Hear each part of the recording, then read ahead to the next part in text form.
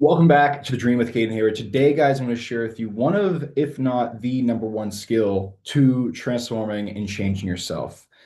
This is so important that you quite literally cannot change yourself without doing this. So if you are serious about making a permanent change in your life, you want to stop living in those past habits that are no longer serving you. If you want to change your body, your health, you want to build confidence, if you want to have success in different areas of your life, but you're finding that you're burnt out, you're stuck in a cycle, this is going to be the exact training for you. This is what I teach my one-to-one top clients that allows them to heal relationships with their food that they've struggled for over 20 plus years, heal the relationship with themselves, their fear in life, and to really start thriving and creating the life that they want.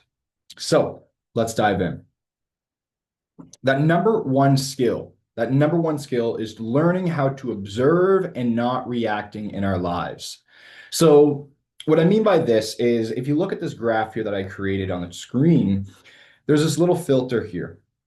And anybody who has a skill knows exactly what I'm talking about. And this filter is basically life is happening, but you are no longer reacting. When you can become the observer of your life, you're almost taking an outside bird's eye view around the whole entire situation. It allows you to look at your life, your problems, your challenges from multiple different lenses. So that way you can start thinking differently, feeling differently, and acting differently as well. The brain will quite literally filter out whatever does not serve its core belief systems. So if you have a core belief system of you are, let's say you have a core belief system that you're not worthy, you're not deserving, you're not good enough. That is going to try to find a way to come true because the brain will not like to be proven wrong. The brain has these certain core beliefs, traumas, habits, patterns, all in the subconscious mind to keep you alive, to keep you safe and secure. So that will keep reproducing in your life over and over and over again. So let's say if you do not feel that you are worthy enough and you tie that into weight loss, oh, only people who lose weight have amazing self-worth, whatever it may be. You'll never be able to lose weight because it's just going against that core belief that you have about yourself. It'll always find a way to reproduce itself in your actual life. So by becoming the observer of our lives, it helps us realize that you are not the story. You are not the story. You're the author. You're the one who's writing these stories. And another way I can explain this is that we often get caught up in believing that we are the clouds, when in reality, you're actually the sky. What that means is that this cloud you're dealing with right now in your life, maybe it's depression, anxiety, weight loss, anything that you're unhappy with that is causing you suffering. Realize that it's a story. You are the sky, and this can pass. And the reason why things like this do not pass for so many people and why it's passed down through families is all in our internal programming. It's all in our internal programming in our subconscious mind. Our subconscious mind runs about 95% plus of our lives. Because imagine if you had to think every time about all your traumas, all your core beliefs, all your little functions throughout the day, you'd have no energy left. So we had that subconscious mind there. So this is why, again, so many of us struggle to make any kind of changes in our lives. It's not because you're broken or not good enough. It's none of those things. It's because we're not focusing on doing the inner work. The outer life that you have is a reflection of what's going on internally. How you genuinely, truly believe about yourself, feel about yourself, think about yourself. And if you watch my past trainings, that'll explain that process. So that is one of the number one skills is learning how to become an observer in your life and not a reactor. Let me just give you an example of how powerful this can be. Let's say, for example, you're somebody who's trying to lose weight and you're living as a reactor in life. Well, let's say you're driving down traffic in the morning to go to work and someone cuts you off. If you're a reactor, instantly you might get stressed out and pissed off at that person. What that's going to do to your internal body, though, is start to push out cortisol, which then can cause fat storage, it can cause inflammation, and it's also possibly going to cause you to maybe want to go have some comfortable food. So now you're already walking into your workday, you're stressed out, you're not feeling good, your hunger hormones are flaring up, maybe you're dealing with some inflammation, and that's gonna kind of spread into the rest of your entire day. Is that gonna help with your weight loss? No. And that's one small, simple example that happens to so many of us in our day-to-day lives. You see on TV all the time, people are getting fights in traffic. Imagine how much that's affecting their energy for the rest of their day and week.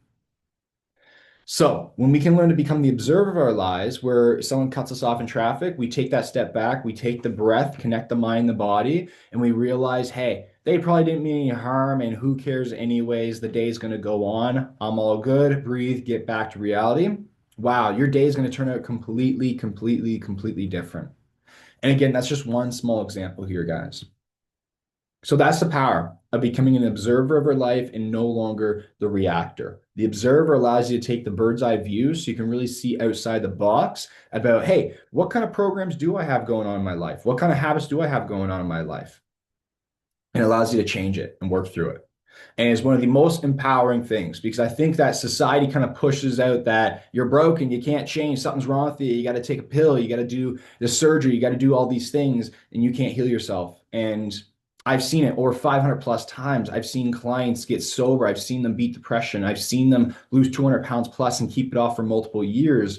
I've seen all these beautiful changes. And the thing is here, guys, is that you got to get the mind on track. So many of us talk about the best plans, the best diet plans, business plans, the best success plans, do all these things. But if you don't change the actual internal programming, no plan is going to actually help you get there long term.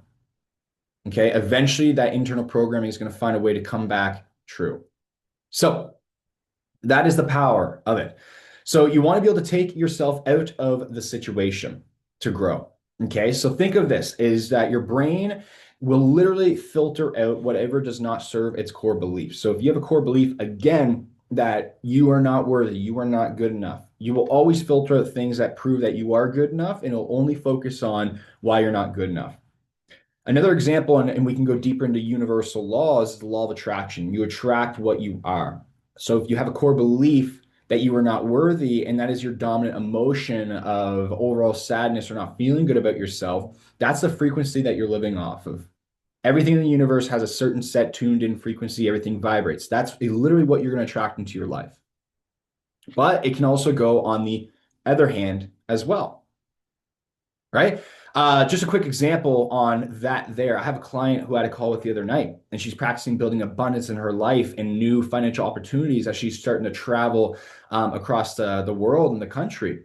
And she was talking about how the person she was with offered her to, for now to help pay for her bills and handle that so she didn't have to worry. And she was feeling so off about it. And we already knew that she had some old beliefs about money and how she had to work so hard to make money and stuff. And what I offered her the new lens to look through is look at this as a way to practice your abundance. Life is giving you an opportunity right now to be purely abundant.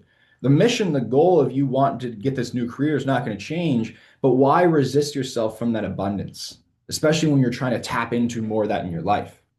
So again, just one little reframe, one little switch. But we wouldn't be able to do that if we weren't the observer of our lives because we get so caught up in our stories, our programming, right? So she felt that, hey, it's guilty to take money from someone if they offer it, or if it's guilty to do that and I have to work for my own money. She's blocking her own blessings, right? So take yourself out of the situation to grow because remember, the brain will beat you every time if not. The subconscious mind as well, that's where all your core patterns, your core beliefs are. So if you're an emotional eater, think of that kind of like a pattern.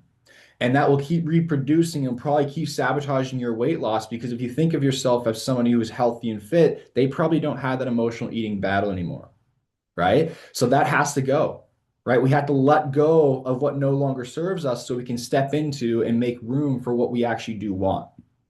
So when you visualize yourself fit and healthy, that emotional eating's got to go. So, the only way to fix that is by taking a step down, going into that subconscious mind, really being able to rewire or change those patterns. Because remember this, a habit is only a habit. What is a habit? A habit is an unconscious pattern. Habit's only a habit until it's caught. Once you catch it, then it's a decision. So then you have to ask yourself, why am I making the decision to keep acting this way? And what you'll find is that the brain only does certain things because it believes it's best or easiest for it. And once you can change that internal story that it's not actually best for you, and this over here is best for you, which is aligned with your goals, change will become 100 times easier because it feels like you're no longer running at a brick wall. Because that's what it's going to feel like. And you probably have been feeling that way. gosh, I get on these plans and I go and I make progress, and the next thing you know, I sabotage, or I'm back to square one and I got even more weight on my body, or I'm even more lower self-esteem because I got denied so much, or whatever it may be. But we change the internal first, everything externally is just going to unfold for us. So most people, again, right? We start the diet plan. We start the plan. We go good. The first 2 to 8 weeks is probably pretty good because we're riding high on that new excitement, something new in our lives. We're very conscious, focused in the moment. Then eventually life kind of picks back up. We go back into our own internal programming. And that's where the blocks start coming again. Okay, so that's where we start falling back into old habits, old patterns, old thinking about ourselves. Maybe we have one bad week and we lose progress, and then we beat ourselves up and we go back onto the old guilt tripping and I'm not good enough and I can't do this. And that just starts to cause a ripple effect of negative feelings, thoughts, and then which will eventually become your actions and results, right? So we hit these blocks, which blocks are normal, right? You ask God for strength, God is going to give you challenges to work through to get stronger. He's not just going to put muscles on your body, right? God ain't just going to do that.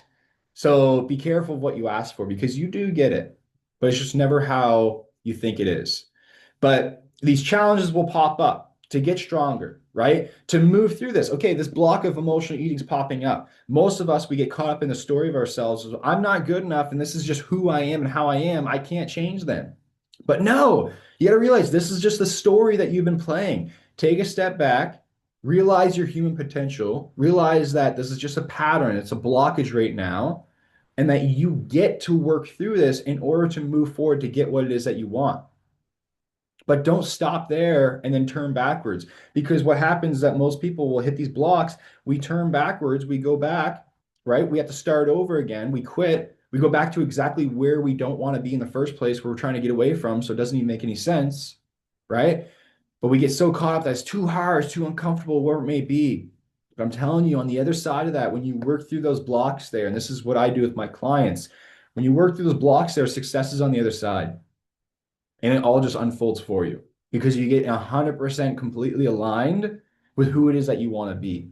And when you start thinking, feeling, and acting as the person that you want to be, the only thing between you and them actually happening in real life is time. You just got to keep in there. So again, but we wouldn't be able to realize this stuff and to find these blocks and these habits and everything if we did not become the observer of our lives. And that's why it's so powerful, because when you become the observer of your life, when you don't get caught up too much in that story, right? One of my mentors shared this with me, and I'll share it with you. I forget who said it, but they said how I have strong opinions and beliefs about myself, but they're loosely held, which means all they care about is getting better and the truth. And that's the key. So observer benefits is number one, you get to break limitations. Okay, you get to break limitations that are holding you back. Number two is you're going to make faster progress in your life. Number three is that you're going to be overall happier because you're not going to take things personal. You're going to end up realizing that, these things are happening to me and this person might be saying this stuff and whatnot because of the projection of themselves, but I'm not going to take it personal. I know that this is just a story and I'm so much more than the story that I'm dealing with in my life. I can change. And then the next thing is, most importantly, is that it's actually going to help you make real changes in your life. Again, if you're someone who's looking for a quick fix, this isn't going to be for you. But if you're someone who's looking for a deep, actual, massive transformation in your life, this is the key. This is not something that is, I want to do. This is needed. It's a part of the process of growing and getting better. And how you can do this, how you can start becoming the observer of your life, so you can start making real, massive, impactful changes, where you can start breaking old habits and patterns and beliefs about yourself so you can truly rise into your potential. Some of the actions that you can start taking is, number one, start with meditating 5 to 10 minutes a day. And all you want to do is focus on stillness. You want to recognize that you are not your thoughts. Okay? You're the one that is observing all the thoughts. Recognize that. So when you meditate and you practice getting into a good rhythm with your breathing, box breathing, for example, it's going to help you realize that, okay, these are all these thoughts that are running all over the place, and I just got to not chase them. You want to practice just stillness. Once you can get that down, the second piece, once you're in that calm, then start changing your personal reality. Your brain can't tell between imagination or reality. So when you start thinking and feeling as the version of you who you actually want to be, right? So thinking, I am fit and healthy. I am so strong. Even if you have all the health issues in the world right now, I am so fit and strong. I have the most energy possible. I'm a beam of energy. Feel it. Feel like a waterfall is pouring down of all this crazy energy going to every single cell in your body. Because what epigenetics shows is that your genes are not your destiny. So if you have a family history, for example, of heart disease, that's not your destiny. Genes can be turned on and off through epigenetics. Now, how that is caused, how these genes express themselves, how epigenetics works, is it's a chemical flow that influences those genes and how they express themselves. Long story short, how what those chemicals are is basically a neurochemical reaction that's caused through your thoughts and your emotions. It creates this electrical charge, causes this. So let's say, I'm thinking about stress and I feel the stress. Cortisol gets pushed out. My cells has receptors. They pick them up, influences things. Not only does that happen, but also what science shows through neuroplasticity is that your consistent thoughts and emotions can actually rewire your neural pathways, and over time it can change your identity. And how do you take action? Based off your core identity.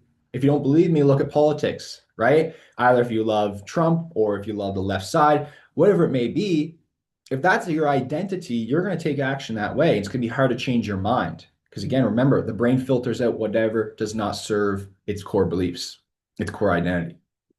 So this is one of the major steps forward that you can take in your life to causing a massive, massive, massive transformation is becoming the observer and no longer the reactor to your life. You will have so much less stress. You'll make such faster progress in your success, your relationships, your personal self with your health, your fitness, your body, and your mindset. And the last thing that you can do for yourself is daily check-ins. Now, this is where, number one, set up your environment for success.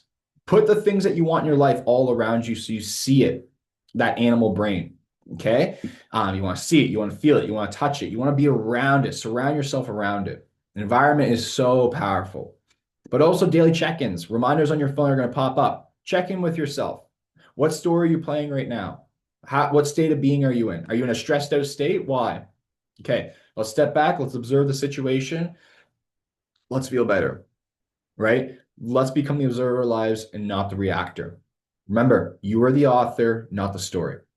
And that is the training for today, guys. I hope you really, really enjoyed this. If you do, please subscribe down below, share this with a friend who might need it, and I will see you guys on the next training.